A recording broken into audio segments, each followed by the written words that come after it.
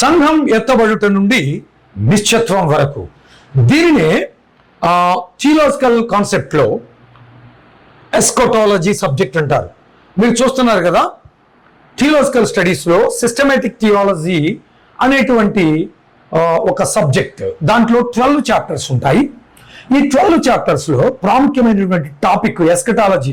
సంఘము మధ్యాకాశానికి, ప్రభువు శ్రమల కాలానికి ముందు ఆయన మధ్యాకాశానికి వచ్చినప్పుడు ఎలాగూ పరిశుద్ధులు పరివారం ఆయన ఎదుర్కొంటాకి మధ్యాకాశానికి వెళ్తారు. ఆ తరువాత ఈ 7 ఐటమ్స్ వన్ బై వన్ ఒకసారి మనం బ్రీఫ్గా చూద్దాం.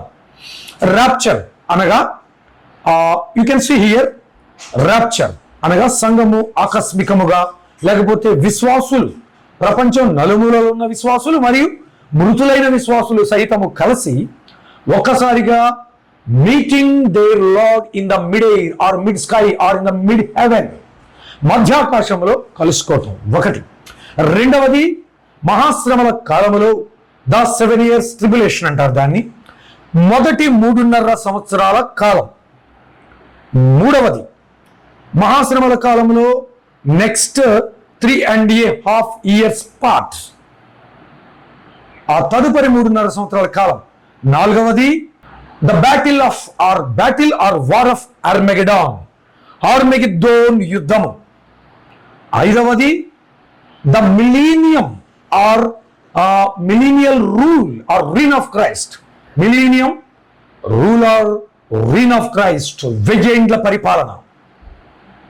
ఆరవది గోగ్ అండ్ మ్యాగోగ్ వార్, గోగు మాగోగు యుద్ధము. ఏడవది నిశ్చత్వము, the eternity. Simply we can say నిశ్చత్వము, ఎటర్నిటీ అంటాం ఏడవ దాన్ని. కనుక ఈ 7 అంశాలు ఇక్కడ నేను ఇచ్చాను. ఏడవది ఆ ప్లేస్ బౌండ్ని బట్టి ఇక్కడ ఇవ్వటం జరిగింది, మీరు చూసుకోండి. ఏడవది నిశ్చత్వము, eternity. Let us come to the important points. దీన్ని మనం చూద్దాం. ఈ విషయము అనేకులకు కన్ఫ్యూజన్గా ఉంది. అందుకు దీన్ని క్లియర్ కట్గా 7 ఐటమ్స్గా చాలా క్లియర్గా దీన్ని డివైడ్ చేయటం జరిగింది. మీరు దీన్ని ఎట్లాగా ఏంటి అనేది ఒకసారి బిట్ బై బిట్ నేర్చుకుందాం. దీన్ని ఎటర్నిటీ టు ఎటర్నిటీ చార్ట్ అంటాం. అంటే నిశ్చత్వం నుంచి నిశ్చత్వం వరకు.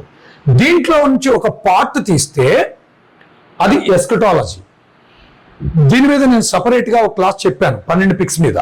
దీని పిక్ యొక్క వివరాలు దీన్ని మీరు కావాలంటే మాకు రాయండి, లేకపోతే స్క్రీన్ షాట్ తీసుకోండి. 12 పిక్చర్స్లో total time bound eternity to నిశ్చత్వం నుంచి నిశ్చత్వానికి ఎట్లా డివైడ్ అవుతుందని చెప్పాము. ఇది సపరేట్ సబ్జెక్ట్. దీన్ని డిస్పెన్సేషనలిజం అంటారు. యుగాలుగా విభజించి కాలాన్ని నేర్చుకోవటం. బైబిల్ నేర్చుకోవటానికి ఏదో ఒక డివిజన్ అనేది అవసరం. కాకపోతే ఆ డివిజన్ థియోలాజికల్ కాన్సెప్ట్ని డిస్టర్బ్ చేసేదిగా ఉండకూడదు. ఆ విషయాన్ని తెలుసుకోండి. దీంట్లో ఆదికాండం 1వ అధ్యాయం 3వ వచనంలో when God said that there would be light or there will be light, దేవుడు వెలుగు కలుగునుగా కానీ పలికినప్పుడు టైం కౌంట్ స్టార్ట్ అయింది. ఆ 7 రోజుల టైం కౌంట్ ఈజ్ డిఫరెంట్ అనుకోండి, అది వేరు. దాని గురించి చాలా సైంటిఫిక్ రీసెర్చ్ ఉంది. దాని మీద డాక్టర్ జెరాల్డ్ ఎల్ ష్రూడర్ అనే ఫిజిక్స్ జూయిష్ నోబెల్ లారియట్ అయిన ఆ సైంటిస్ట్ బుక్ రాశాడు. It is available in Amazon etcetera. You can fetch or you can buy a copy. ఈ ఎటర్నిటీ అట్లా స్టార్ట్ అయింది. When it will be closed అంటే after the 1000 years rule or the millennium, వెయ్యేండ్ల. Milli means 1000 in Latin language. That's not, it is not any mystery. Milli means 1000, Eanum means year, millennium means 1000 years. That is enough. After 1000 years ruling, there will be small war. It is called Gog Magog. We are going to learn clearly. So after that, there will be eternity. There will be the eternity. It will not be ended. And we are going to learn. The most important topic today is the time of tribulations, especially eschatology. Okay? Try to be with me and try to learn the topic very clearly so that you may purge out the ambiguity. మీలో ఆ విషయమైన అస్పష్టతను తొలగించుకోవటానికి నాతో కలిసి ఏకీభవించండి. After this ఇది అయిన తర్వాత in English media, that means English మీడియంలో కూడా I'm going to teach this. కొంచెం సబ్జెక్ట్ ఎక్కువ నేర్చుకున్నప్పుడు ఒక ఇబ్బంది ఉంటుంది. ఆ ఇబ్బంది ఏంటంటే ఎక్కడ ఎక్కువగా చెప్తున్నాం, ఎక్కడ ఏ టాపిక్ కవర్ చేయలేకపోతున్నాం అనేది ఉంటుంది. ఈ లిమిటెడ్ సబ్జెక్టు కొన్ని మాత్రమే నేర్చుకున్న వాళ్ళకి ఆ ప్రాబ్లం ఉండదు. So let us come to the point. Bible మొత్తాన్ని సింగిల్ పిక్చర్లో కొత్తగా నేర్చుకుంటున్న వాళ్ళకిను పాత వాళ్ళైన మనకు కూడా ఒక ఓవరాల్ వ్యూ, పిక్టోరియల్ వ్యూ లేక ఇలస్ట్రేటింగ్ వ్యూ ఉండాలని ఇది నేను దాదాపుగా ఒక 10 years బిఫోర్ తయారు చేశాను. ఈ బైబిల్ కాలేజ్ పెట్టక ముందు 12 years around I prepared when I was working in a CBSE school, and I was a visiting professor to an engineering college. Okay, let us come to the point. The first, rapture. The rapture pick ni, and just for imagination, you can see, సంఘం అకస్మాత్తుగా ఎత్తబడే సమయం. దీని గురించినటువంటి రిఫరెన్స్లే ఉన్నాయి. ఎందుకు దీన్ని చెప్పాల్సి వచ్చిందంటే, చాలామంది there are many cultic people who are preaching the Bible indulgently, whatever the way they wish. So to condemn them and to protect the church of faith, I have been entrusted that responsibility by the grace of our Lord Jesus Christ. Whoever have the consciousness and interest in God's kingdom, certainly God certainly will appoint a work. A rapture. మొట్టమొదటిది rapture. I am highlighting here the thing. ఏమిటి rapture అంటే, మనకి rapture వచ్చినటువంటి ముఖ్యమైనటువంటి రిఫరెన్స్లు మీరు observe చేయండి. ప్రతి సమాధి కార్యక్రమంలో wherever the burial activity, these two references are read by the pastors or evangelists, whoever they may be. First Corinthians chapter 15, 52, 54 verses. Around at the same time, First Thessalonians chapter 4 ending verses, and chapter 5 beginning verses also. Okay, what is the main thing here? Yes, in these verses we have to trace out and find out some important things. What is going to be? It will happen in a moment. What will happen in a moment? Arrival of our Lord Jesus Christ to the mid-air. మధ్యాకాశానికి అని వస్తాడు, okay. మరి భూమి మీదకి ఎప్పుడు వస్తాడండి? First coming అయిపోయింది. He came as a lamb, and so soft, soothing mentality, loving kindness, filled with loving kindness and compassion. He showed his entire love on the cross of Calvary completely. But the second coming won't be like that at all. He is going to come as a lion, a roaring lion, to tear out the enemies. The grace will be ended up. See here, ఈ విషయంలో మనం చర్చించుకునేటప్పుడు సంగమునకును యూదులకు there is a slight variation. చూడండి, యూదులకున్న ఆశీర్వాదము ఎవరికి లేవు, వారికున్న శ్రమలు ఎవరికి లేవు ఈ లోకంలో. సంఘం వేరు, మనం వేరు. సంఘాన్ని యూదులను క్లబ్ చేసి ఒకే రకంగా మీరు చెప్పవద్దు. మీరు అనొచ్చు, ఎందుకు క్లబ్ చేయొద్దండి, all are equal. All are equal అని కాదు, all are equal. But they have been selected for the special purpose. We have been selected for the another purpose. There are so many purposes for God. Each and everybody is given according to his ability and his ethnicity and whatever it may be. So all are important in the sight of God. Okay, but they have been given some special privileges in the beginning before we have been given. So they have some special tests, trials, and everything also. Okay, temptations even. Rapture, it will happen. మధ్యాకాశానికి అని వస్తాడు. ఇది కృపాయుగం. మరొకసారి మీకు చెప్తున్నాను, ఇది 70 వారముల ప్రవచనంలో Daniel 9:24 మీరు చదువుకోండి. దానియేలు 9:24 is called key verse of the Bible. Bible గ్రంథమునకు తాళపు చెవి అంటారు, దానియేలు 9:24. అర్థమైంది కదా? అది అర్థమైతే మీకు బైబిల్ అంతా కూడా బ్రీఫ్గా అర్థమవుతుంది. దాని మీద నేను మన యూట్యూబ్ ఛానల్లో కీవర్డ్స్ ఆఫ్ ద బైబిల్ అని 1 hour speech, around 1 hour speech మొత్తం మీకు text, historical evidences, everything quote చేసి నేను పెట్టాను. జాగ్రత్తగా నేర్చుకోండి. అది మధ్యాకాశానికి రావటం వేరు. రెండవ అక్కడ 2 విధాలుగా ఉంటుంది. First, before the tribulation of 7 years he will come to the mid-year. He will come to the mid-year. He comes అంటే మంచిది, ఎందుకంటే అది ఎప్పుడైనా జరగవచ్చు, సూన్ ఆఫ్టర్ జరగవచ్చు. నియర్ ఫ్యూచర్ విషయాలని మనం ఫ్యూచర్ సింపుల్లో వాడతాం కదా ఇంగ్లీష్ లాంగ్వేజ్లో. Okay, he comes at any moment. So మధ్యాకాశానికి వస్తాడు. ఆ తర్వాత ఆయన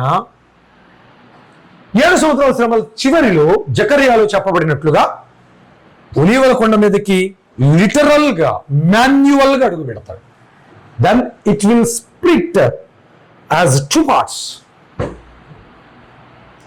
ఎందుకు మరి ఆయన రెండవ రాకడలో సెకండ్ పార్ట్ భూమి మీదకి అడుగు పెట్టేదేమో పాత నిబంధనలు ఎక్కువ ఎవిడెన్స్ ఉన్నాయి, మధ్యాకాశానికి వచ్చేది క్రొత్త నిబంధనలు ఎక్కువ ఎవిడెన్స్లు ఎందుకున్నాయి అని మీరు అనవచ్చు. ఎస్, క్రొత్త నిబంధన అనేది మోస్ట్లీ ఫర్ ద చర్చ్ మనకుంది. ఈ పాత నిబంధన అనేది వాళ్ళు తనాక్, దాన్ని ఎక్కువ వాళ్ళు దాన్ని హత్తుకుని ఉన్నారు. దాంట్లో నుంచే వాళ్ళకి కావాల్సినవి ఎక్కువ దేవుడు బయలుపరిచాడు. రెండవది, మహాశ్రమల కాలం చివరిలో లేక శ్రమల కాలంలో ఫస్ట్ వే యూదులకు ఓపెన్ అవుద్ది. వాళ్ళ ఫస్ట్ ప్రయారిటీ, సంఘము సెకండ్ ప్రయారిటీలో ఉంటుంది. గమనించండి, ఎందుకంటే పూర్తిగా ఎవరికి మార్గం. ఇప్పుడు సంఘం ఫస్ట్ ప్రయారిటీ, యూదులు సెకండ్ ప్రయారిటీ దేవునికి. మీరు రోమపత్రిక చదువుకోండి, వారి కనులు మూయబడ్డాయి. One day will come and that day they will weep like a family who lost their single son and the one and only son. They beat their hearts and they weep like anything. They lament, they sob. Okay, let us come to the point. వాళ్ళు దుఃఖిస్తూ ప్రలాపిస్తూ ఉండే సమయం అంటారు దాన్ని. Single మూమెంట్లో ఆయన రెప్పపాట్లో ఆయన రావటం, పరిశుద్ధుల సంఘం పైకి ఎత్తబడతాం.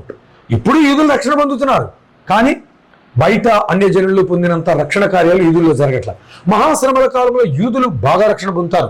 అందులో ముద్రించబడిన వారు 144,000. బట్ ఓపెన్ కాంపిటీషన్లో ప్రభు దగ్గరికి వచ్చేవారు చాలా మంది ఉంటారు ఆ రోజుల్లో. ముద్రించబడటం అంటే అప్ టు దట్ అని కాదు, దే ఆర్ మస్ట్ అని, ఇంకా రిమైనింగ్ చాలా ఉంటాయని అర్థం. ఓకే, మనం వద్దాం. At last trumpet is blown. కడబోరం మరుగుతుంది. For when the trumpet sounds, those who have those who have died will be raised to live forever. మృతులైన వారు శాశ్వత జీవితం కొరకు లేస్తారు. It is called the first resurrection. గమనించండి, ఫస్ట్ రిజరెక్షన్ అనేది శ్రమల కాలానికి ముందు ఉంటుంది. సెకండ్ రిజరెక్షన్, దీన్నే జీవ పునరుద్ధానం. మీరు నోట్ చేసుకోండి. The first resurrection is called the resurrection of life. Second resurrection అనేది ఉంటుంది ఏంటి, ఆఫ్టర్ 1000 years, మిలీనియం తర్వాత, అది మరణ పునరుద్ధానం. That is called the resurrection of death అంటారు దాన్ని. మరణ పునరుద్ధానం అని దాన్ని పిలుస్తారు. చాలా చక్కగా మీరు ఓపిక పెడితే కొద్ది నిమిషాలు మీకు బోలెడంత అస్పష్టత క్లియర్ అయిపోతుంది. కొంతమందికి ఉండే లక్షణం ఏంటంటే ఏది ఎప్పుడు కుదురుగా నేర్చుకోరు. లైఫ్ అంతా డౌట్లు డిస్కస్ చేస్తూ ఉంటారు వాళ్ళతో వెళ్తాం. చెబుతున్నప్పుడు ఏది సరిగ్గా నేర్చుకోరు. అది లాంగ్వేజ్ అయినా కానీ, థియాలజీ కానీ, సైన్స్ కానీ, ఎనీ మ్యాటర్. ఈ ఏది సరిగ్గా నేర్చుకునే వాళ్ళు అందరికీ ప్రాబ్లమే వీళ్ళు. ఓకే, ఇది జరిగింది. ఇక్కడ జీవ పునరుద్ధానం. మనము రెప్పపాటులో మార్పు చెందుతాం. We are transformed or we will be transformed, also be transformed, and we who are living will also be transformed. మరణించిన వారికి ఎలాగో ఆ దేహం పోయింది, మట్టి దేహం ఎలాగో కలిసిపోయింది, మహిళ దేహం వాళ్ళకి వస్తుంది. That can be understood easily. కానీ మనకి వి విల్ బి ట్రాన్స్ఫార్మ్డ్. ఎలా ట్రాన్స్ఫర్ అవుతారండి? Easy. The mount of transfiguration యేసు ప్రభు ప్రాక్టికల్గా చూపించాడు. రూపాంతర కొండ మీద యేసుక్రీస్తు చూస్తుండగానే పేతురు, యోహాను, యాకోబులు చూస్తుండగానే సడన్గా ఆయన ట్రాన్స్ఫార్మ్ అయిపోయాడు. అంటే ఒక స్విచ్ ఆఫ్లో ఉన్నటువంటి ఒక బల్బు, ఒక ట్యూబ్ లైట్ వెయిటింగ్ అనేది గ్లోరియస్ అవుతుంది కదా, గ్లూమింగ్ ఆర్ గ్లోరియస్ అవుతుంది కదా, అలాగే మనం కూడా ఇప్పుడు మహిమ స్విచ్ ఆఫ్లో ఉంది. ఒక్కసారి స్విచ్ ఆన్ చేస్తే ఈ బాడీ ఇది ఒక ట్యూబ్ లైట్ లాగా ఉంటుంది, ఇది ఒక ట్యూబ్ లైట్ లాగా ఉంటుంది, ఇది ఒక సన్ లాగా ఉంటుంది, బాడీ మొత్తం ట్రాన్స్ఫిగరేట్ అవుతుంది. Yes, I think that you are getting my point. అలాగే మొదటి దశలో సేమ్ థింగ్ రాశారు. We will meet him ahead of those who we will not meet him ahead of those who have died. మృతుల కంటే ముందు వెళ్ళాం. First కొన్ని సెకండ్ల ముందు మృతులు వెళ్తారు, వారి వెనకాల మనం కాటప్ టుగెదర్ అని ఉంటుంది కదా, దెన్ టుగెదర్ విత్ దెమ్. నేను ఎన్ఎల్టీ తీసుకున్న ఎక్స్ప్లెనేషన్ బాగుంటుంది. మోర్ ఎక్స్ప్లెనేషన్కే న్యూ లివింగ్ ట్రాన్స్లేషన్కి వెళ్ళండి.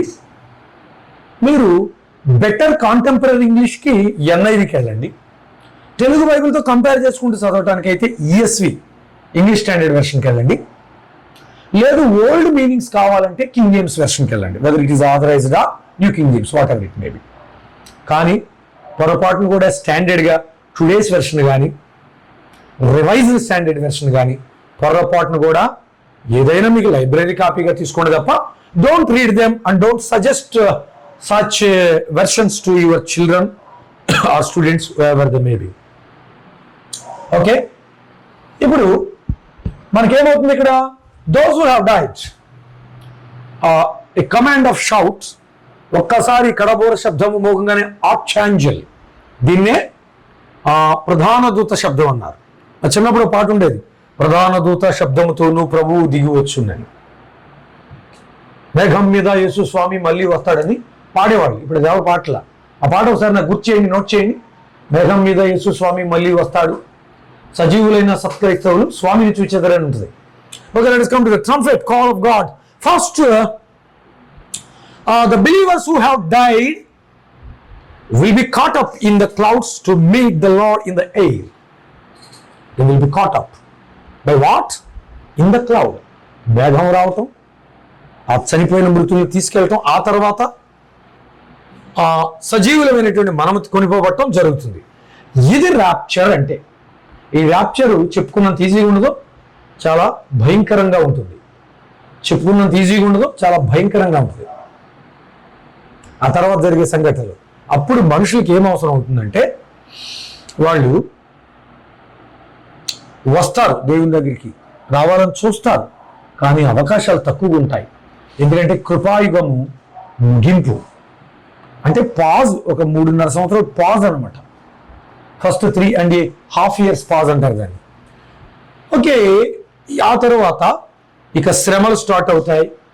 భూమి మీద భయంకరమైన కొరత, కరువులు, ఇబ్బందులు, ఎవరి అవసరాలు ఏ విధంగానూ తీర్చబడవు. ఆ సమయంలో ప్రపంచమంతా ఒక నాయకుడు కొరకు చూసే సమయంలో ఒక భయంకరుడైన నాయకుడు వారిని చేరుకోవడం జరుగుద్ది. ఇదే మొదటి the 7 years tribulation, the first 3.5 years, మొదటి 3.5 సంవత్సరముల కాలము. ఈ మొదటి 3.5 సంవత్సరాలకు హాఫ్ ఆఫ్ ద వీక్ ఏం జరుగుతుందంటే, మీరు గమనించండి, ఆల్రెడీ ఎట్ వర్క్. ఇది ఒకే ఒక చోట స్పష్టంగా రాయబడుద్ది. ఈ మొదటి 3.5 సంవత్సరాలు ఏం జరుగుద్ది అనేది 2 Thessalonians 2nd chapter. You can find out the reference here, read it well and go through. I think that you can find it here. ఏం జరుగుతుంది అక్కడ? అప్పటి వరకు మనుషులకు అనేక రకాలుగా సహాయం చేస్తున్న పరిశుద్ధాత్మ దేవుడు 3.5 సంవత్సరాల పాటు తన పనిని ఆపు చేస్తాడు. ఎందుకు ఆపుతాడో మనం ఇప్పుడు చూద్దాము. For this lawlessness is already at work secretly. ఇప్పుడు సీక్రెట్గా వర్క్ చేస్తున్నాడు వాడు, పబ్లిక్ అవటానికి వాడికి హక్కు లేదు.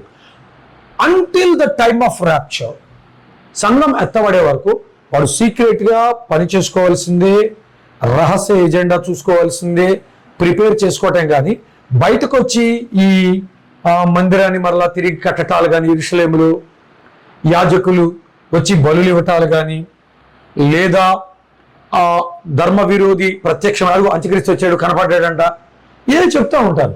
అంటే బైబిల్ ఏం చెప్తుంది? లాలెస్ వన్ సీక్రెట్ వర్క్ చేయాలి. ఇక్కడ మీరు చూసుకోండి, and it will remain secret until one who is holding it back steps out of the way. ఇదండి.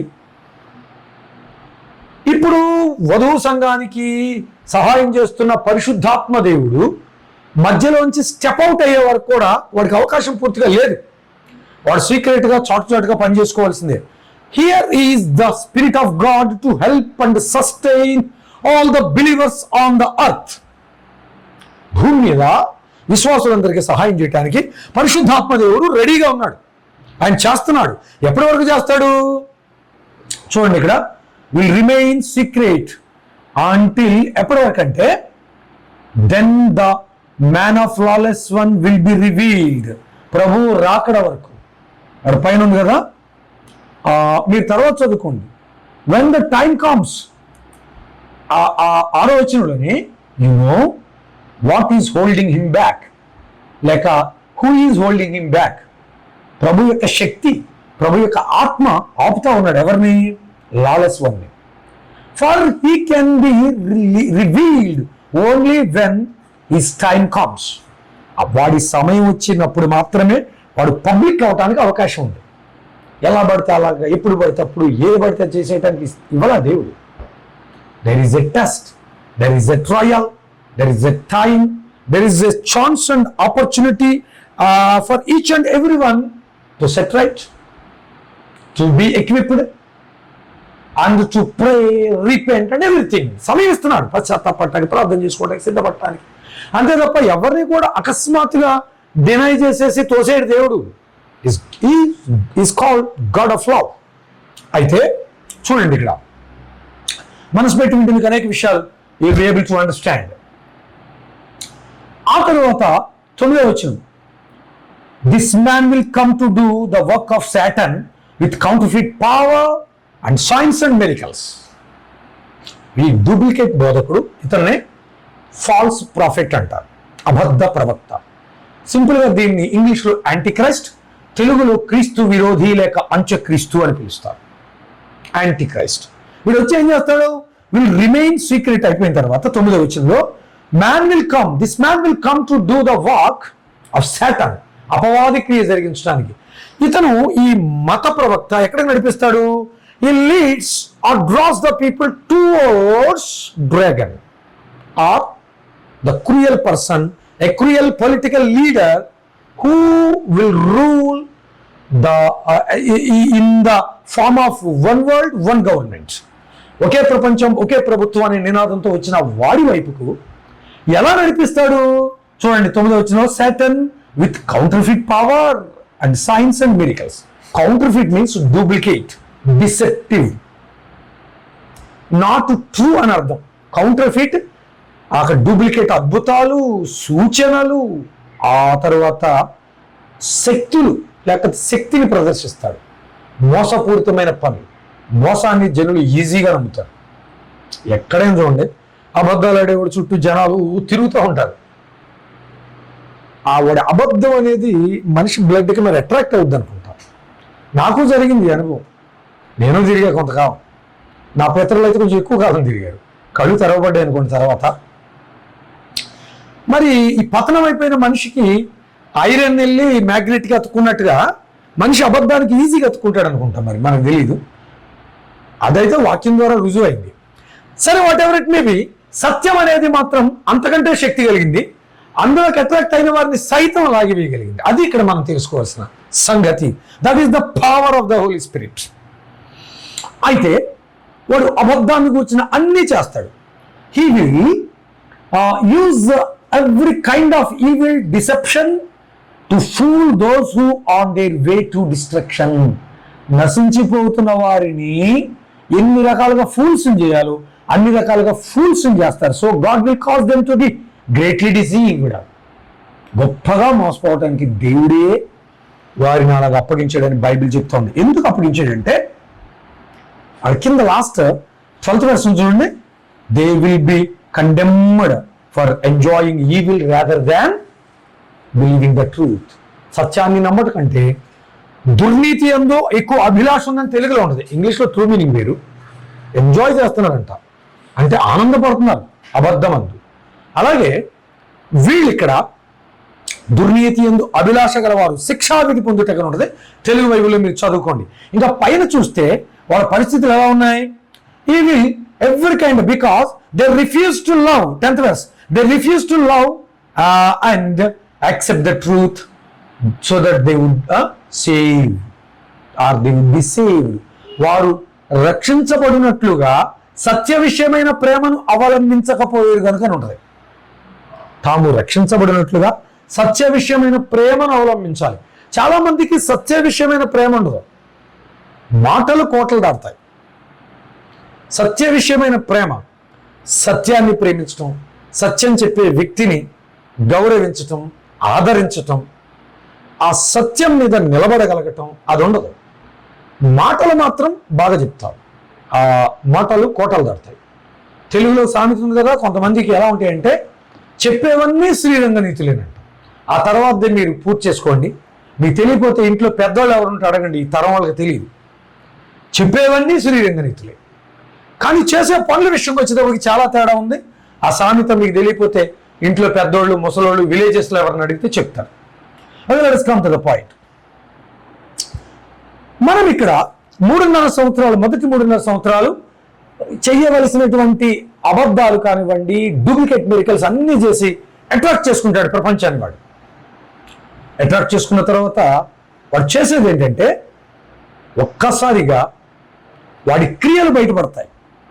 ఎలాగా? నాశనకరమైన హేయ వస్తువును పరిశుద్ధ స్థలములో బలి ఇవ్వటానికి వాడు సిద్ధపడతాడు అని వాక్యం స్పష్టంగా చెప్తా ఉంది. మీరు ఆ వాక్యాన్ని మీరు ఇక్కడ చూడొచ్చు. ఈ రెవల్యూషన్లో కానీ, 2 విట్నెస్ల విషయంలో కానీ, తర్వాత అక్కడ మీరు ఈ వారి విషయంలో చూసినప్పుడు కూడా నాశనకరమైన హేయ వస్తువు బలి ఇచ్చుట మీరు చూచెదరు. ఎస్, మనం దానికి వద్దాం ఇప్పుడు. మొదటి రెండవ ఇది ఎప్పుడు స్టార్ట్ అవుతుంది? ఇది 7 సంవత్సరాల శ్రమంలో second part, second half of the 3 and that means 3.5 years. అది ఎప్పుడు స్టార్ట్ అవుతుంది అనేది ఒకసారి చూద్దాం. మీరు ఒకటి చదువుకోండి. దీన్ని 42 months అన్నాడు ప్రకటన గ్రంథంలో. ఇక్కడ మీరు చూడండి, ప్రకటన గ్రంథం 13:5 వచనంలో 42 నెలల మట్టుకు తాడుకోవాలి, ఓర్చుకునేవాడు ధన్యుడు. దీన్ని డేస్ కౌంట్లో కూడా చెప్పారు. ఈ మహాశ్రమలలో 7 సంవత్సరాలు సెకండ్ 3.5 years గురించి ఎక్కువగా రాయబడింది. మత్తయి సువార్త 24వ అధ్యాయంలో. ప్రభు ఏమన్నాడో చూద్దాం ఒకసారి. ప్రవక్త అయిన దానియేలు చెప్పినట్లుగా, ఇదే ఇప్పుడు నేను చెప్తున్నాను, నాశనకరమైన హేయ వస్తువు, ఇంగ్లీష్లో ఏముందంటే ఏ sacrilegious object, a sacrilegious object that causes a desolation, a desecration, standing in the holy place. నాశనకరమైన ఏ వస్తువు నిలబెడతాడు వాడు. అది పంది కావచ్చు, మరొకటి కావచ్చు, దేవాలయంలో హోలీ ప్లేస్లో. కానీ వాడు అక్కడ దాన్ని పెడతాడు తప్ప అది బలిస్తాడో లేదో చెప్పలేదు. That the sacrilegious object that causes desolation. వీళ్ళకి కోపం పుట్టిస్తాడు. 2 జరుగుతాయి. వాడు నేనే దేవుడిని హెచ్చించుకుంటాడు. రెండవది నాశనకరమైన హేయ వస్తువును ఏర్పాటు చేస్తాడు. This 2 things will take place. ఎప్పుడు? 3.5 years నమ్మించి అందరినీ పోగు చేసి, ఇంకా నాకు పర్లేదు, ఐఆమ్ ద కింగ్ అనుకున్న తర్వాత వాడు ఈ పనులు చేస్తాడు. ఏది? నాశనకరమైన హేయ వస్తువు నిలబెట్టడం, ఆ తర్వాత నేనే దేవుడిని అని చెప్పుకోవటం. These things will take place after 3.5 years in the total 7 years of time span. అది అర్థం చేసుకోండి. ఆ తర్వాత ఏం జరుగుతుంది? దాన్ని ఎన్ని రకాలుగా వివరించారంటే రెవల్యూషన్ 13:5 ప్రకటనలో దాన్ని 42 నెలలు అంటాడు. ఇది అందరికీ సింపుల్, అందరికీ తెలిసింది 42 నెలలు అంటే. ఇది పెద్దంత విశేషం ఏం కాదు. 3.5 సంవత్సరాలు, 3 సంవత్సరాలకి 3 12, 36, అర్ధవారానికి 6 నెలలు, 36 + 6, 36 + 6 = 42 months. మీకు అర్థమైపోయింది కదా? ఓకే. సోలార్ క్యాలెండర్ లోలార్ క్యాలెండర్ కొంచెం తేడా ఉంది. దానియేలు 12వ అధ్యాయం మనం చూస్తే a time, times and half a time అంటాడు. కాలము, కాలములు, అర్ధకాలం. నేను ఇదివరకు చెప్పాను కదా, 7 సంవత్సరాల కాలాన్ని వారము అన్నాడు దానియేలు గ్రంథంలో. కానీ ఆది కాండంలో లేబన్ టోల్డ్ టు జేకబ్, యాకోబుతో లాబాన్ అంటాడు, ఒక్క వారము మట్టుకు నువ్వు కొలువు చేసిన ఎడల అంటాడు. అంటే 7 సంవత్సరముల కాలమును వారము అని వాడేవాడు. అది మీరు అర్థం చేసుకోవాలి. ఇక్కడ ఎంతవరకు తాడుకోవాలి మనం చూద్దాం ఒకసారి రిఫరెన్స్. కొంచెం నేను వైడెన్ చేస్తాను, మీరు చూసుకోండి. ఎస్, ఇప్పుడు కొంచెం బాగుంది. Yes, let us read it. Raised both his hands toward heaven and took a solemn oath by the one who lives forever. Yes, one who lives forever, you know who he is. చిరకాలము జీవించు forever, the saying, it will go on for a time, times and half a time. Time means a year, week means 7 years, a time means a year. అది ఎక్కడుందండి? ఆ కాలము అనగా సంవత్సరం అని ఎక్కడుందంటే అక్కడే ఉంటుంది చూడండి. అదే దానియేలు గ్రంథంలో మీకు అది స్పష్టంగా చెప్పేస్తాడు. దానియేలు గ్రంథము 4వ అధ్యాయం 32లో దానియేలు గడ్డి తింటాం 7 సంవత్సరాలు దానియేలు గడ్డి తినడం గురించి ప్రవచించాడు. దానియేలు నెబుకద్నెజరు చక్రవర్తి 7 సంవత్సరాల కాలము గడ్డి తింటాడు. ఈ మస్ట్ గ్రేజ్ ఫర్ 7 years. అక్కడ ఏం చెప్తాడంటే 7 times will pass by for you until you acknowledge that the Most High is sovereign over all kingdoms on earth and gives them to anyone he wishes. ఆయన ఎవరికి ఏది ఇవ్వాలనుకుంటున్నాడో వాళ్ళకి ఇస్తున్నాడు. ఎవరి దగ్గర నుంచి ఏది తీయాలనుకో అది తీస్తున్నాడని నీకు అర్థమయ్యే వరకు నువ్వు 7 times, అది మీకు ఎలా ఉంటుందంటే ఎన్ఎల్టీలోనేమో 7 times అన్నాడు, 7 కాలాలని తెలుగులో రాసినట్లుగా డైరెక్ట్గా. సారీ, ఎన్ఐవిలో అన్నాడు డైరెక్ట్గా 7 times అని. కానీ మిగతా అన్నింటిలో కూడా 7 times అని ఉంటుంది. కానీ ఈఎస్విను ఎన్ఎల్టీలో మాత్రం 7 periods of times అన్నాడు. 7 periods of times అంటే 7 సంపూర్ణ సంవత్సరములు. ఇక్కడ కాలము, కాలములు, అర్ధకాలము వరకు ఇది నిలిచి ఉండదు 3.5 సంవత్సరాలు అని దానియేలు గ్రంథం 12వ అధ్యాయం 7వ వచనంలో చెప్పబడిన మాటకు అర్థం ఏంటంటే 3.5 సంవత్సరాలు. కాలం అనగా 1 సంవత్సరం, కాలం అనగా 2 సంవత్సరాలు, అర్ధకాలం అనగా ½ year, 3.5 years ఇది జరుగుతుంది అని స్పష్టంగా చెప్పబడింది. ఇక దానియేలు 9:24 నేను ఈ చార్ట్ని టీచ్ చేశాను. మాకు అవసరమైతే మేము డిస్క్రిప్షన్లో ఇస్తాము. ఈ లింక్ ఎక్కడ ఉందో మీరు దీన్ని చూసుకోండి. దీని మీద గంట సేపు ఉంటుంది. ఇది అర్థమైతే బైబిల్ అంతా బ్రీఫ్గా అర్థమవుతుంది. మీకు కనపడుతుంది కదా, మొత్తం 70 వారాల ప్రవచనం. 70 వారం అనగా వారం మనకి 7 సంవత్సరాల చొప్పున 490 సంవత్సరాల కాలం. ఎన్ని సంవత్సరాల కాలం అది? 490 సంవత్సరాల కాలం. ఈ 490 సంవత్సరాల్లో మీకు వివరంగా అర్థం చేసుకోవాలంటే ఫస్ట్ 7 వారాలు 49 సంవత్సరాలు దేవాలయం తిరిగి కట్టుటకు పట్టిన కాలం. అది ఏ కాలంలో పట్టింది? అర్థహశస్త కాలంలో. ఆ తర్వాత 62 వారాల పాటు కన్స్ట్రక్షన్ కంప్లీట్ టు మెస్సయ్యాస్ క్రూసిఫిక్షన్, మందిరం పూర్తయిన తర్వాత మెస్సయ్య శిలువ మరణానికి జరిగిన కాలము ఒక 62 వారాలు. 62 7 అయిపోయింది కదా, 69. ఇది 70వ వారం ఇంకా రాల. 69వ వారములకు 70 వారములకు మధ్యలో ఉన్న గ్యాప్నే ద పీరియడ్ ఆఫ్ గ్రేస్, కృపాయుగం అని పిలుస్తారు.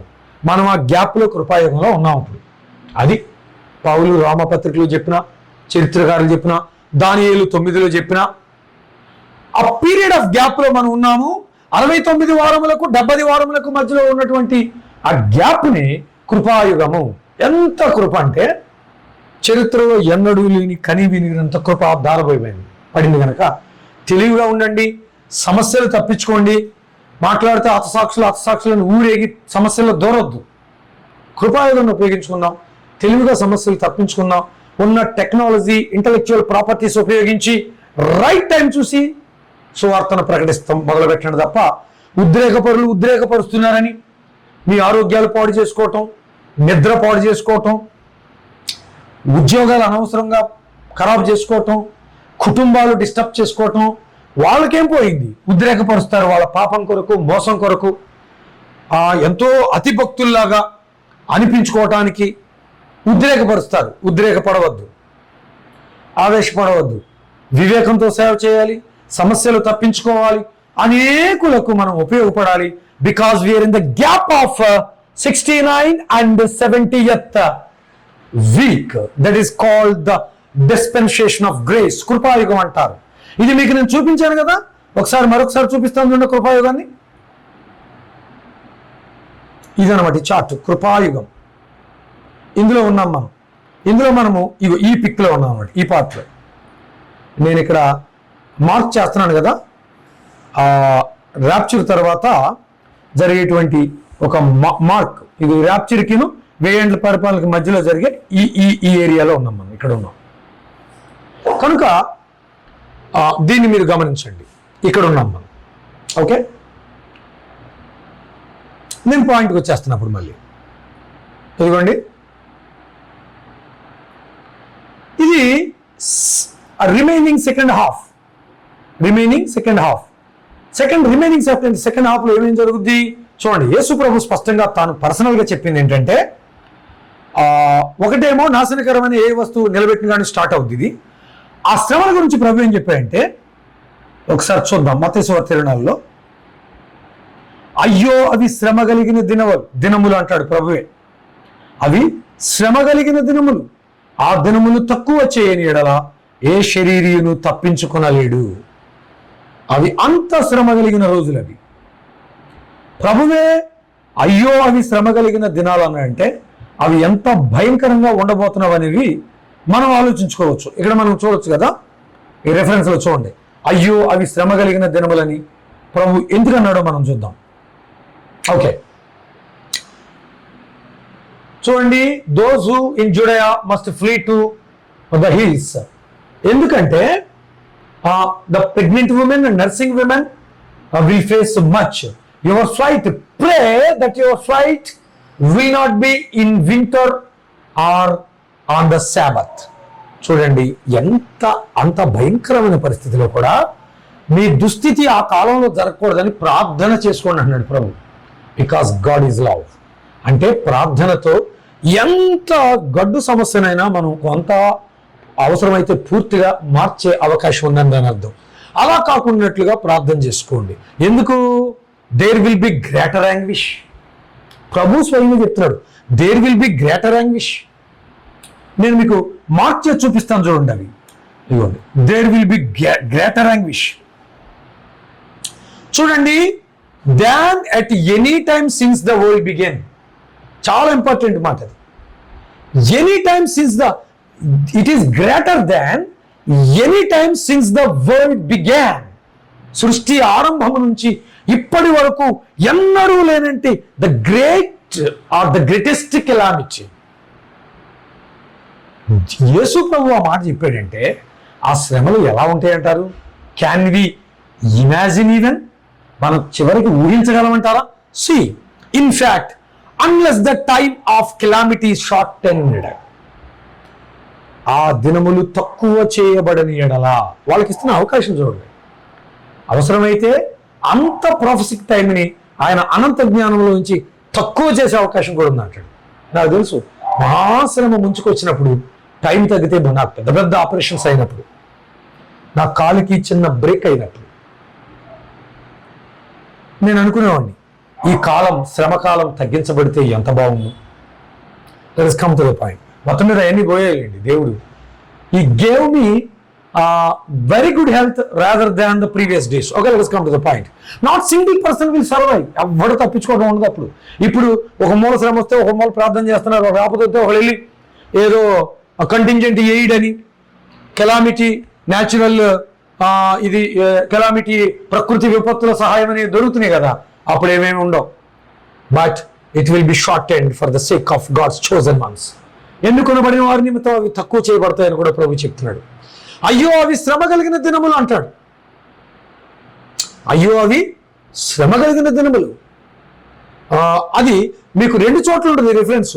ఒకటేమో లూకా 21లో కూడా ఉంటుంది, 2 మాథ్యూ 24 చాప్టర్లో కూడా ఈ విషయాలు మీకు రాయబడి ఉంది. కనుక ఎంత భయంకరమైన దినాలు అంటే మనం ఊహించలేనంత ఘోరమైన దినాలు. అథారిటీ ఫర్ ఓకే, మనం వద్దాం తెలుగు భాషలో మరింత అర్థమయ్యేటట్లుగా మీకు ఉంటుంది, అది చదువుకోండి. తర్వాత డానియల్ 12th చాప్టర్లో కూడా ఏమన్నాయంటే మనకు వివరించారు, ఈ మహాశ్రమలను తప్పించుకోవడానికి ధర్మ విరోధి క్రూర మృగము వంటి రాజకీయ నియంత దగ్గరికి మత ప్రవక్త నడిపిస్తాడు. వాడు చెప్పిన తప్పుడు సిద్ధాంతాలు, తప్పుడు బోధలన్నిటికీ మనం సహకరించకపోతే పగ సాధిస్తాడు. ఇప్పటికీ జరుగుతుంది అది రహస్యంగా. వాళ్ళు చెప్పిన దానికల్లా అనకపోతే, వాళ్ళు చేసిన ప్రతి పాపానికి సపోర్ట్ చేయకపోతే అనేక మంది తప్పుడు బోధకులు పగ సాధిస్తారు మన మీద, సాధిస్తూ ఉన్నారు. కానీ ఆ రోజుల్లో అలా ఉండదు, అది తీవ్రతరం అవుతుంది. డేరా బాబా లాంటి వాళ్ళు ఉన్నారు, ఇప్పటికీ ఉన్నారు. అవి మనం చూద్దాం తర్వాత. ఆ తర్వాత రెవల్యూషన్ 11 మీరు చాప్టర్ చూసినట్లయితే కనబడుతుంది కదా మీకు ఇక్కడ, సిరీస్ తీసి 2 సాక్షులు వస్తారు సహాయానికి. ఇది సెకండ్ 3.5 yearsకి. మోషే ఒకటి కన్ఫాము. మోషేతో పాటు వచ్చేది ఏలియానా హనోకా అనేది మనం క్లియర్గా చెప్పలేము, దాని మీద చాలా పెద్ద చర్చ ఉంది. అయితే ఏలియా వచ్చే అవకాశాలు తక్కువ, హనోకు వచ్చే అవకాశం ఉందనేది బైబిల్ పండితుల యొక్క అభిప్రాయం. అంటే మన ఇద్దరు అభిప్రాయాలు, ఇక్కడ వింటున్న కొందరు అభిప్రాయాలు ఇవి కాదండి, వింటున్న నువ్వు నేను కాదు ఇక్కడ. ఎందుకంటే మనుషుడు ఒకసారి మృతి పొందాలి రూలు. ఏలియా మృతి పొందాడు వచ్చి యోహాను రూపంలో. మోషే మృతి పొందాడని చెప్పబడింది కానీ అతని సమాధి దొరకలేదు మనకి. హనోకు మాత్రం కన్ఫర్మ్. ఆ ఇద్దరు ఎవరనేది మనకి ప్రాముఖ్యం కాదు, కానీ ఇద్దరు వస్తారనేది మాత్రం ప్రాముఖ్యం. The true witness will come. Okay, point వినండి. 1260 దినములు తాళుకొని క్లోత్ ఇన్ సాక్లోత్, మీరు అది చూస్తే 1260 రోజులు అనే మాట రాయబడింది వాక్యములు. 3.5 years. ఇది లోనార్ 3.5 years కొంచెం ఎక్కువ, సోలార్ 3.5 yearsకి కొంచెం రోజులు తగ్గుద్ది. మరి ఆ కౌంట్ ఎలా చేస్తారు మరి అది మనం ఇంకా తెలుసుకోవాల్సింది సైంటిఫిక్గా. కానీ అరౌండ్ 3.5 yearsకి మాత్రం ఆ డేట్స్ కొంచెం సరిపోయింది ఆ రోజులు. ఒక పక్కనేమో 42 నెలలు అన్నాడు, ఇక్కడ చూస్తేనేమో రెవల్యూషన్ 11లో 1260 రోజులు మనకి కనపడతా ఉంది. ఈ దినములు తాళుకున్న వారు ధన్యులు. ఆ దినాలలో 2 సాక్షులు వస్తారు, సహాయం చేస్తారు, చివరిలో వారిని హతమారుస్తారు, వారు అక్కడి నుంచే ఆరోహణం అవుతారు. ఇది మనం గమనించగలుగుతాం. 4వ పాయింట్, ఈ మహాశ్రమల చివరికి వచ్చేటప్పటికి ఇజ్రాయేలు పని అయిపోద్ది. ప్రపంచంలో వారికి ఎవరు సహాయం చేయరు, అగ్రరాజ్యాలు సైతం చేతులు ఎత్తేస్తాయి. ఆ టైంలో దేవుడు ప్రత్యక్షంగా దిగి వచ్చే కాలం. హర్మెగిద్దోన్ అనే స్థలానికి మనుషులను అపవాది పోగు చేస్తారు. చూడండి అక్కడ 17వ వచనం, revolution 17th chapter 17th verse. For God has put a plan. For God has put a plan in their minds or into their minds, a plan that will carry out his purpose. దేవుని చిత్తము నెరవేరినట్లుగా వారికి ఏకాభిప్రాయం కలుగుద్ది. And they will agree to give their authority to the scarlet beast అన్నాడు. ఒక్క ఎన్ఎల్టీలో మాత్రమే ఈ scarlet beast అనే పదం వాడాడు. మిగతా ఇంగ్లీష్ బైబిల్ ఎక్కడ కూడా, తెలుగులో కూడా రక్తవర్ణము లేక ఎర్రని మృగమునకు అప్పగించడం ఉండదు, ఒక్క ఎన్ఎల్టీలో ఉంటుంది ఆ మాట. అందుకనే ఓన్లీ ఎన్ఎల్టీ అని పెట్టాను అనమాట. ఎందుకు? ఆ మృగము లేకపోతే ఆ రాజులు వెంబడించే ఆ క్రూర మృగము, రాజకీయ నియంత, అబద్ధ ప్రవక్త ఏకమై ఎంతో రక్తాన్ని, వాళ్ళు రక్తపాతాన్ని చేస్తారు, మనుషుల రక్తంతో ఆటలాడుకుంటారు. అందుకనే స్కార్లెట్ బీస్ట్ అనే పదాన్ని వాడటం అనేది జరిగింది ఇంగ్లీష్ బైబిల్లో. That is the purpose of using red or blood. It is called scarlet beast. మీరు చూసుకోండి, స్కార్లెట్ ఆర్ రెడ్ ఆర్ రక్తవర్ణము కలిగిన ఆ యొక్క క్రూర మృగం వాడి చేతులకి అప్పగిస్తే వాళ్ళందరూ ఏకాభిప్రాయం కలిగి వీడికి అప్పగించారు. 10 రాజులు కలిసి, ఆ ఇజ్రాయేలు చుట్టూ ఉన్న 10 రాజులు, వాళ్ళు ఎవరెవరు అనేది క్లియర్ కట్గా మనము చెప్పొచ్చు, కానీ వేరే చాప్టర్లో చెప్దాము. మ్యాక్సిమం చెప్పొచ్చు, 100% చెప్పలేము. So the words of God will be fulfilled. వారు చేసే దుష్టక్రియల వలన, వారికి ఏకాభిప్రాయం వలన దేవుని ఉద్దేశం నెరవేరింది. వాళ్ళందరూ హర్మగిద్దోన్ అనే స్థలానికి వచ్చారు, యుద్ధాన్ని ప్రకటించారు. Hebrew it is called, in Hebrew it is called Armageddon. Yes, then they gathered the kings together to the place that is Hebrew Armageddon అనే స్థలానికి వచ్చారు. చూడండి అక్కడ ఏం జరుగుద్ది వాళ్ళందరూ వచ్చినప్పుడు. That is the last moment. Satan planned to abolish, annul, to wipe out Semites or shame descendants from the surface of the earth. భూమి మీద నుంచి షేము సంతానాన్ని పూర్తిగా తుడిచేయాలని ఆ ప్రణాళికకు లాస్ట్ ప్రయత్నం అది. ఎందుకు షేము సంతానాన్ని తుడిచిపెట్టాలి?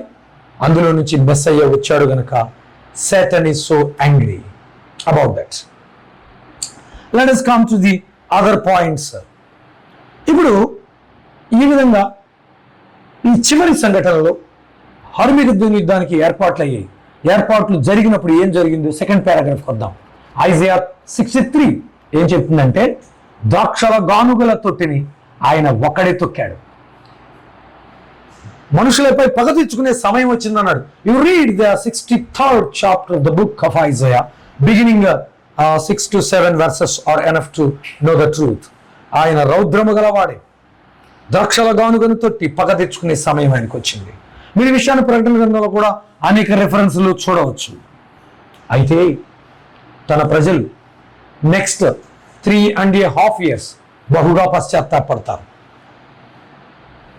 వాడిని చూసి, వాడు ఎప్పుడైతే నాశనకరమైన ఏ వస్తువును నిలబెట్టాడు, వాడు పశ్చాత్తాపడటం స్టార్ట్ చేస్తారని జకర్యా గ్రంథం మీరు 9:14 కానీ జకర్యా గ్రంథం 9:9 మీరు చూస్తే ఏ విధంగా ద బుక్ ఆఫ్ జకరాయా మీరు 2 చదువుకోండి. ఇంకా జకర్యా గ్రంథంలో 9 నుంచి 14 అధ్యాయాలు చదివితే మంచిది. ఏ విధంగా యేసు ప్రభు ఒలీవల కొండ మీదకు అడుగు పెట్టబోతా ఉన్నాడు లాస్ట్లో. అంతకుముందే వాళ్ళు ఏ విధంగా పశ్చాత్తాపడబోతా ఉన్నారు మెస్సయ్యను తలుచుకుని. ఈ క్రూరుడి చేతిలో హింసించబడిన కారణం చేత బహుగా ఏడవగా దేవుడు తన కృపను మరలా తిరిగి పాజ్ అయింది కదా. ఫస్ట్ 3.5 సంవత్సరాలు, సెకండ్ 3.5 సంవత్సరాలు సాక్షులు రావటం, వీళ్ళకి హెల్ప్ చేయటం, వీళ్ళు పశ్చాత్తాపడటం, పరిశుద్ధాత్మ క్రియ ప్రారంభమైపోతుంది. ఎందుకంటే మనుషులైనా సుదీర్ఘకాలం విడిచిపెట్టడం. ఆయన వాగ్దానాలు ఆల్ ఆఫ్ సడన్గా కోల్పోయేవి, కొట్టుకుపోయేవి కావు. ఆ విషయాన్ని మనం గమనించాలి. వాళ్ళు పశ్చాత్తాపడిన మీదట ఆయన దిగి వస్తాడు. దిగి వచ్చి ఒలీవల కొండ మీదకి అడుగుపెట్టి 2గా చీలిపోద్ది ఒలీవల కొండ, మధ్యలో లోయ ఏర్పడుతుంది. ఆ మెగిద్దో మైదానములు, తొక్కినటువంటి ద్రాక్షల తొట్టి, ఆ 10 రాజులు, వారికి సహకరించిన వారిని సంహరించి యుద్ధం చేసి వారిని హతమార్చిన రక్తము ప్రపంచ చరిత్రలో ఎన్నడూ లేనంతగా గుర్రముల ప్రకటనలో చెప్తాడు. వేరే చోట కూడా మనం చదవచ్చు అది. గుర్రముల కళ్ళెములంత ఎత్తున రక్తము ప్రవహించుట జరుగుతుంది. అయితే ఆ పని ముగించిన తర్వాత, ఆ యుద్ధం ముగించిన తర్వాత ఈ భూమి యొక్క పని, the earth is not utilized in proper way since the beginning of the creation. Each person even should enjoy this earth 1,000 years. That is the God plan. But nobody lived up to 1,000 years in the history. Methuselah lived only 969 years. But God's plan is to bring this earth to the experience of his people for 1,000 years. After this earth would be or must be vanished. And the heavens also must be wound up. ఈ ఆకాశంలో చుట్టివేయబడాలి, భూమి తొలగించబడాలి. అందుకని మహాశ్రమల తర్వాత ఈ భూమిని repair చేసి, God repairs this earth and give it to the humanity. ఈ రిపేర్ చేసి ఇచ్చినప్పుడు ఇది 1000 ఏండ్ల పరిపాలన జరుగుతుంది. ఈ 1000 ఏండ్ల పరిపాలన గురించి 2 స్ట్రాంగ్ రిఫరెన్సెస్ నేను చెప్తాను. ఒకటి, నెంబర్ 1 ఈజ్ యెషయా గ్రంథం 11వ అధ్యాయం చదువుకోండి. ప్రత్యేకంగా 7వ వచనం చూడండి. సింహము ఎద్దు వలె గడ్డి వేయాలి, బాలుడు మిడినాగు పుట్ట వద్ద ఆడుకోవాలి. 100 సంవత్సరాలు పూర్తయిన మనుష్యుడు చనిపోతే బాలుడు అని పిలుస్తారు అతన్ని. అటువంటి క్షేమకరమైన రాజ్యము, మహోన్నతిని పరిశుద్ధులు రాజ్యాధికారం పొందుతారని దానియేలు చెప్పిన రాజ్యం. అలాగే ప్రకటన గ్రంథం 20 కూడా 1000 ఏండ్లు పరిపాలన ఉంటుందని, ఆ 1000 ఏండ్లు ఆ యొక్క అబద్ధ ప్రవక్త క్రూరముఖము ముందుగానే అక్కడ ఉన్నప్పటికీ ఈ యొక్క ఆదిఘట సర్పాన్ని దేవుడు అందులో వేసి బంధించి 1000 ఏండ్ల వరకు అందులోంచి బయటికి రాకుండా ఆయన తాళం వేసి తాళపు చెవిని ఆయన వద్దే ఉంచుకున్నాడని వాక్యం మనం చూడగలుగుతాం. కనుక ఈ తాళపు చెవి ఈ పరిస్థితిలో దేవుడు వారిని ఎప్పుడు ఏ విధంగా కరుణించి విడిపిస్తాడనేది మనం ఇప్పటి వరకు చూసాం. 1000 ఏండ్ల పరిపాలన అనంతరము ఒకే ఒక్కటి జరిగేది ఏంటంటే గోగు మాగోగు యుద్ధము. ఈ కొంచెం తక్కువ ఇచ్చాను, స్పాన్ పెరుగుతుంది అని అనమాట. ఈ 1000 ఏండ్ల పరిపాలన తర్వాత మీరు చూసుకోండి. ఆ తర్వాత 20 అధ్యాయం ప్రకటనలు అంటారు కదా, 3-4 వచనాలు. ఆ తర్వాత కొద్ది కాలము మట్టుకు విడిచిపెట్టబడాలి అపవాది. చిన్న పరీక్ష, చివరి పరీక్ష, ఇంటర్నల్ టెస్ట్. అది కూడా 1000 ఏండ్ల పరిపాలన నుంచి బయటకు వచ్చి కూడా ఏ విధంగా 40 సంవత్సరాలు ఆయన కృప చూపించి కూడా కొందరు తిరగబడ్డారు కదా చివరిలో కూడా. ఎడారి ప్రయాణములు ఇజ్రాయేలీయులు, అలాగూ 1000 ఏండ్లు ఆయన కృపను అనుభవించి తిరగబడే ఉంటారు. వారిని కూడా అంతమొందించిన తర్వాత 7వ పాయింట్కి మనం వస్తాం. అదే ద ఎటర్నిటీ, నిశ్చత్వము. ఈ గోగు మాగోగు యుద్ధం గురించి మీరు ప్రకటన గ్రంథంతో పాటు ఎహెజ్కేలు గ్రంథం 38-39 అధ్యాయాలు చదువుకోండి. అంతేకాదు ఈ ప్రకటన గ్రంథం 21 అధ్యాయము, ఇక లాస్ట్ 7th పాయింట్ నిశ్చత్వము. అంతటి నేను చూడగా there will be a new heaven, there is a new heaven and the new earth, there will be no more sea, and the heavenly city called heavenly Jerusalem is coming down like a bride which has been adorned for the bridegroom. కింద దిగి వచ్చింది పరలోక పట్టణం అలంకరింపబడిన పెండి కుమార్తె వలె దిగి రావటం. అక్కడ భూమి మీద ఆ మహాపట్టణం, దాని మెజర్మెంట్స్ తెలుసు కదా, 2200 కిలోమీటర్ల పైబడి ఎత్తు, వెడల్పు, పొడవు, cubic 2200 cubic structure, more than 2200. అది ఇంగ్లీష్ బైబిల్స్లో NIV NLTలో కూడా ఇచ్చారు. Most of the English Bibles you can read them. And ఇక కామెంట్స్లో అయితే మీకు వివరంగా దొరుకుతుంది. ఒక పట్టణమే దాని సైజు మరి భారతదేశంతో పోలిస్తే 2200 భారతదేశాలంతా. ఒక రకంగా చెప్పాలంటే భూమండలం అంత పట్టణం అది. ఇక భూమి ఎంత పెద్దగా ఉంటుంది, ఎంతమంది జనులు ఉంటారు, పట్టణం వెలుప లోపల కూడా ఉంటుందని మనం చదవగలుగుతా ఉన్నాం. అదంతా సువిశాలమైన రాజ్యం. అందుకని నా తండ్రి ఇంట అనేక నివాసములు కలవని ఆ యోహాను సువార్తలో ప్రభువు యేసు చెప్పాడు. లేని ఎడల I would have told you అన్నాడు. Otherwise I would have told you. There are so many dwelling places in heaven or in my father's palace అని చెప్పాడు. ఓకే, అది అయిపోయిన తర్వాత నిశ్చత్వంలోకి వెళ్ళిపోతుంది కదా 7వ పాయింట్లో. ప్రకటన గ్రంథం 21తో ఎటర్నిటీ స్టార్ట్ అవుద్ది, అంతం లేదు. మరి వీటిని ఎందుకంటే ఇంత మీరు చెప్తున్నారు, మీరు చెప్పిందేనా స్కాలర్స్ ఎవరైనా చేశారంటే, బైబిల్ని మొట్టమొదటిగా క్యాననైజ్ చేసినటువంటి Bible scholar, theologian Irenaeus of Lyon, Smyrna అనబడిన పట్టణములు టర్కీలో, ఆసియా మైనర్లో, యోహాను దగ్గర తర్ఫీదు పొందినటువంటి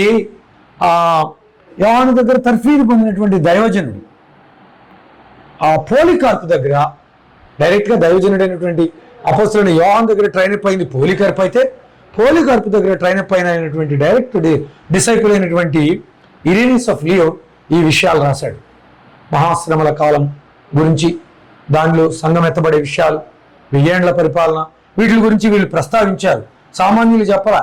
అసలు బైబిల్ గ్రంథాన్ని కెననైజేషనే ఫస్ట్ ఇరేనియస్ ఆఫ్ లియోన్తో స్టార్ట్ అయింది 2nd సెంచరీలో. 1st సెంచరీ తర్వాత కూడా బ్రతికే ఉన్నాడు యోహాన్. ఆ తర్వాత 2nd సెంచరీ. ఆ తర్వాత పోలికార్పు కొంతకాలం చేశాడు.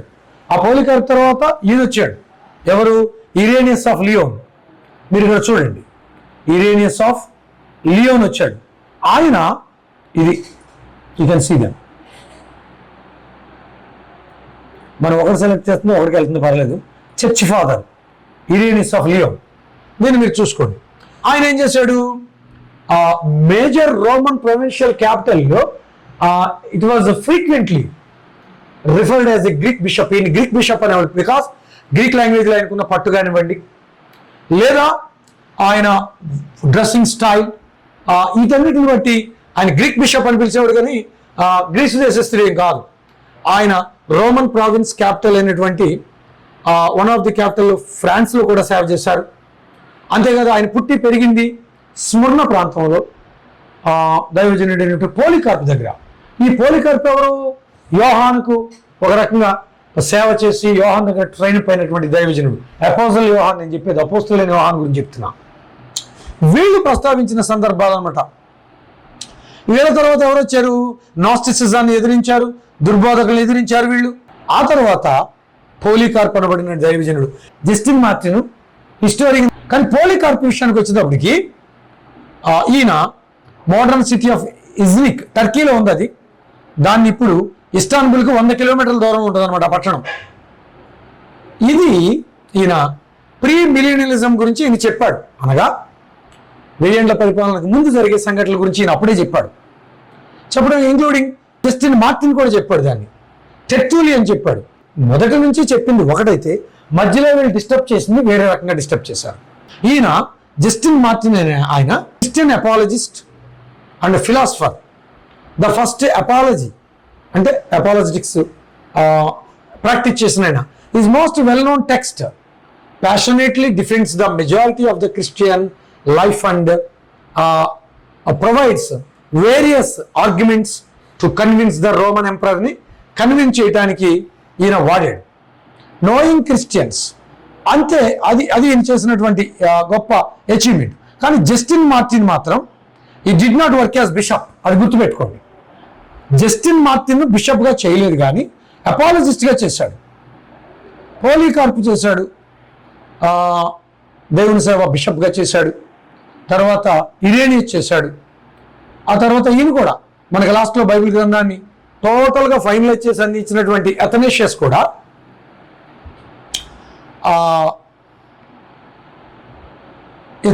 కూడా మనకి ఆ దేవుని సేవలో ఇదిగోండి ఎంబ్రాస్డ్ క్రిస్టియానిటీ. అథనేషియస్ ఫైనల్గా మనకి బైబిల్ గ్రంథాన్ని అందించినటువంటి దైవజనుడు. అథనేషియస్ అనబడిన దైవజనుడు పాత నిబంధన 39, కొత్త నిబంధన 27 గ్రంథాలు ఒక చోటకి చేర్చి ఆయన టాప్ బిబ్లియన్ పేరు పెట్టి ఫస్ట్ బైబిల్ అందించాడు. ఇలాగ వీళ్ళందరూ సమర్థిస్తూ వాక్యాన్ని మనకు అందిస్తే మధ్యలో వాళ్ళకి పురిగి పుట్టింది ఏదో చెప్పేసేసి దాన్ని మిడిలించేసి సేవని, వాక్యాన్ని మేం చెప్పింది కరెక్ట్ అనే బుద్ధిని కొంచెం దూరంగా పెట్టాలనేది వాక్యం చెప్తున్న సత్యం. ఇక్కడ మీరు చూసి ఎగ్జిబిషన్ ఆఫ్ సీజరియా అనే ఆయన known as historian of Christianity, Christian polemicist from the Roman province of Syria, Palestina. Athanasius of Alexander మాత్రం 325-28కి బైబిల్ అంతా క్లోజ్ చేసి 373లో చనిపోయాడు. ఫైనల్గా జస్టిన్ మార్టిన్ మాత్రం బిషప్గా చేయలేదు. అది ఒక సవరణను తీసుకోండి. God bless you. ఇది ఇంగ్లీష్ మీడియంలో ఉండటానికి సిద్ధపడండి.